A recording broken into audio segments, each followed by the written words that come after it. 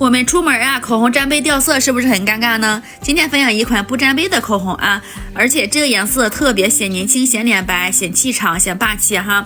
穿风衣啊，穿大衣啊，真的是 YYDS 哈。和平常口红对比一下，不如这个颜色更正哟，不偏粉也不偏橘哈，真正的女王红。而且定妆成膜之后防守不沾杯，做个高冷气场、女王范儿十足的女人吧。